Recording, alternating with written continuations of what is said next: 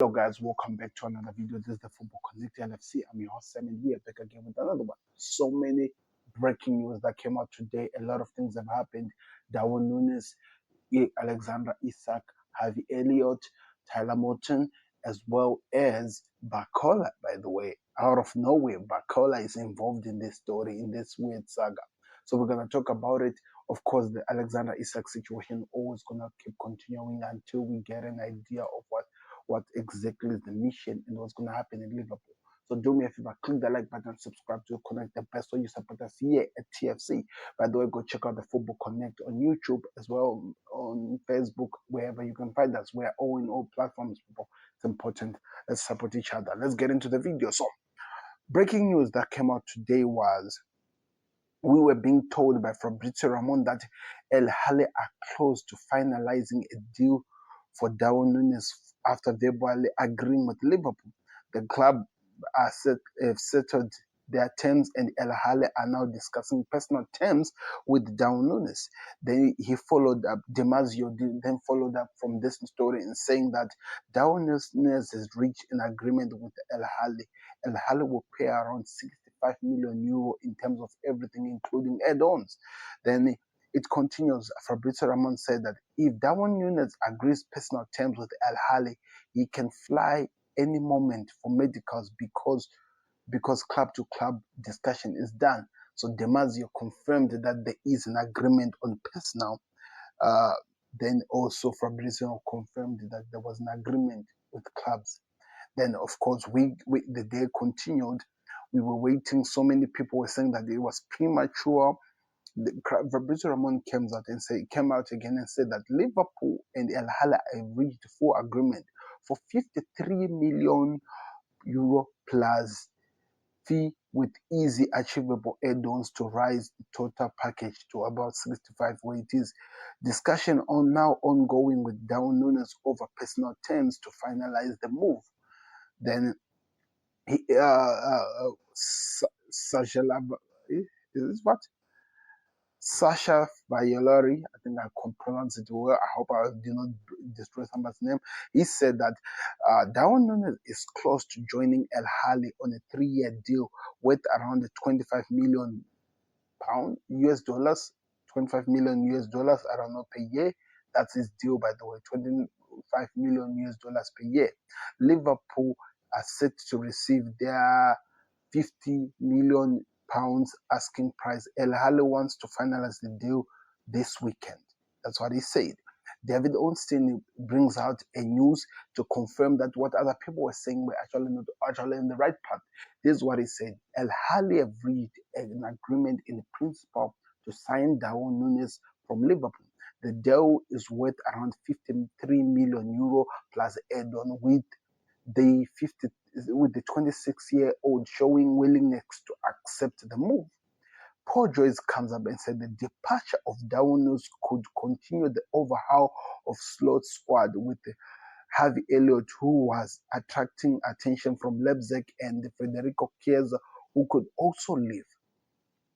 Then as we continue, we got El Hale. Sky Sports report El Hale are set to pay a fixed fee of around 46 million pounds plus, which is of course in euro the same, plus add-ons which you could raise to around 56 million pounds, which is about 65 million euros for Darwin Nunez. That's what we were being told. Then lastly, then Fabrizio said that the only thing missing from the here we go on Darwin Nunez to El Hali is the final green light from the player. Nunez is keen on the move. Contract details are being finalized. How would you sum up the tenure? Of course, they were just asking the question. Then as we continued with the deals, the day as it continues and it progressed, we got some breaking news as well on Darwin Nunez. I'm just running to the final breaking news that came out because I want to talk about the whole entire thing once. And this was a report. The Platin Go came out and said that Darwin Nunez to El Hal is a done deal. Full agreement reached with the club, and Nunez has been given the green light. Contract runs out until 2028. Medicals to follow after paperwork was complete. and that's what was reported. Then Fabrizio Ramon says that Darwin Nunez to El Hali, here we go. That was what we wanted to hear. Then Alex Crook said that Darwin Nunez set to earn around £400 million a week at El Hali. Liverpool's highest paid player, Mohamed Salah, reportedly earned the same amount. That's interesting, really. Then I think that was the last thing which was reported. So yes, people, that's it. It is what has happened. It is what it is. Darwin Nunez will be leaving Liverpool this season. It has now been confirmed. The second South American player leaving us after Luis Diaz just left to go to Bayern Munich. Darwin Nunez will join the list as he's going to join El Hali. This has been a deal which has been talked about for such a long time. So many people try to hide it and whatever, but it seems like Liverpool wanted to get the deals done and they wanted to get things really moving. And I think it looks like things were starting to move. He's going to El Hali. He's going to be earning around 400 million euro pounds a week. So it's going to be a lot of money. Per second is earning up around 61 cents. So he's making a quite chunk of money, really. And I think this just puts an entire end in the whole entire craziness which has been the Darwin story in Enfield, because we expected him to be one of the best players. We wanted him to be one of the best players in the club, but he could never really reach to that position where we wanted to see him.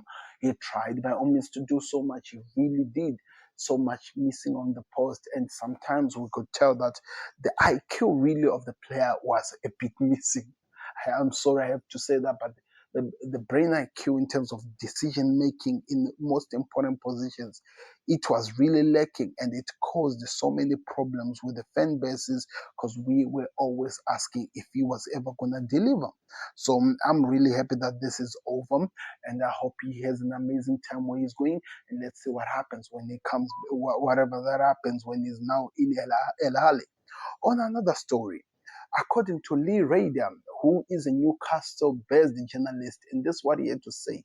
He said Newcastle will decide today if Alexander Isak rejoin the training and plays versus Espanyol or Atletico Madrid, Liverpool interests. That was the first thing that he reported. Then, as the day progressed, we received also information from, I think, called Jordan Duncan, and this is what he had to say. Alexander Isak did not train with his Newcastle teammates at the Betacon, I think, that this morning. The Swede is due to train in the ground later on today. Do you think there's something behind this, Reds? That was the question which was being asked by Liverpool journalists indeed. Then Sky Sport kid Kenneth said Alexander Isak has been told to report on his own to the training ground after the rest of the players and the families have left, just confirming what had been reported. Then, as the day progressed, when it came to Alexander Isak and the news, we were being told that Liverpool, that was by Craig Hobbs, he said Liverpool will return with an improved offer for Alexander Isak once Newcastle have found a replacement, something that really doing a terrible job at, by the way, looking for a replacement. We've been waiting for that and it's taking forever. Then Lee Raider came out again and said Liverpool have received plenty of encouragement to submit a new bid for Alexander Isak. The money is all well and good, but Newcastle have struggled to get deal done. Crucial few weeks lies ahead. So he's saying that there is encouragement that Liverpool has received that Alexander Isak could move. Then Sky Kenneth again came out and he said that Sky Kip, he said Alexander Isak has arrived to Newcastle training ground just as the rest of the squad were leaving, following the team bonding family day at the club training ground. All players and their families were invited, and apart from him, he was not invited. That just gives some interesting things to think about.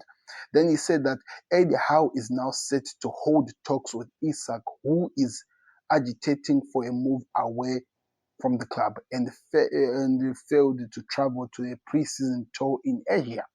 So That was what we were told. Then David Ornstein today, when he was having on the podcast, this is what he had to say on the Alexander Isak situation. He said, "I don't want to put firm judgment on how this will play out, but as things stands, I don't think Sesko deal Sesco deal not happening suddenly collapse Isak's departure. I think by the time the window shuts at the 1 of September on the 1 of September, I think there is a very good chance Isak would have departed and his preferred option is to join Liverpool." That's what David Ornstein had to say. So that just makes things a bit interesting and it makes it even more exciting for us because we've been waiting on this.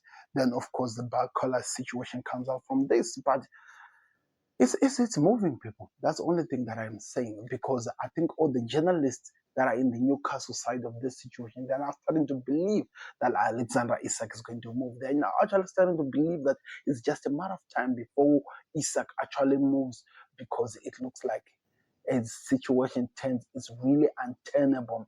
The situation between Eddie Howe or between Newcastle and Isak. He wants to leave.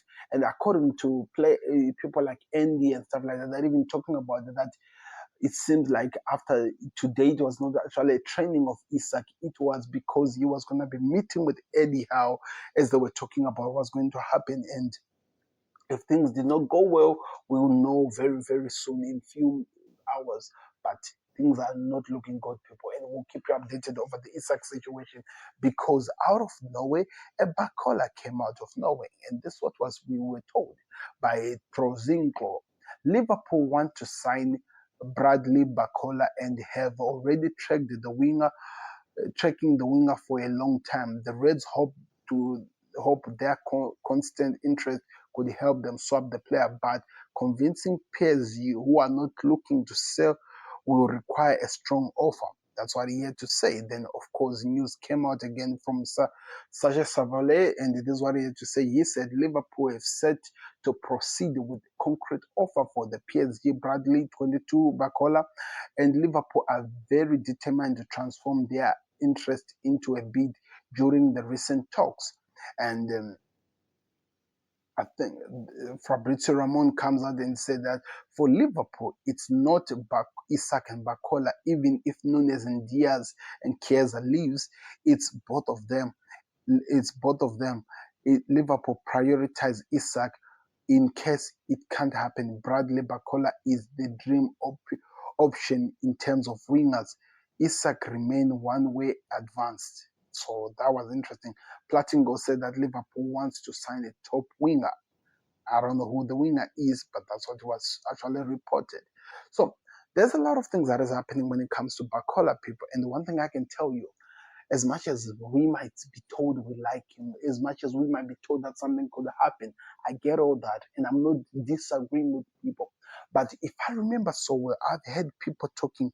James Pierce have actually said this, which he said that Liverpool's mission, they don't want to affect the growth or the development of Rio Ongomoa into that left position. So signing Bacola might not really happen because they feel like Ria Ongomoa is the best perfect guy who will be playing next to Cody Gakpo, replacing Cody Gakpo. And of course, there will be some situations where we would see Hugo Ekitike playing there. That is if Isak comes to the team. But they are not going to be rushing and doing things because people are just talking about it. So according to James Pierce, this might not really be happening. And I understand because getting a Bacola, I understand he's a good player. He plays so well the position. But now that limits what Rio Ngomo was supposed to do. That limits the progress we wanted to see from the young left wing back. It's going to be interesting to see how this one plays out. But I think it is really as clear as that. Let's see how the situation will play out. But that's what I think. According to Paul Joyce, there is a strong interest from Liverpool in Palmer's 18-year-old centre back, Guvanio Leone. He has been talking about this for some time and he keeps hinting on it.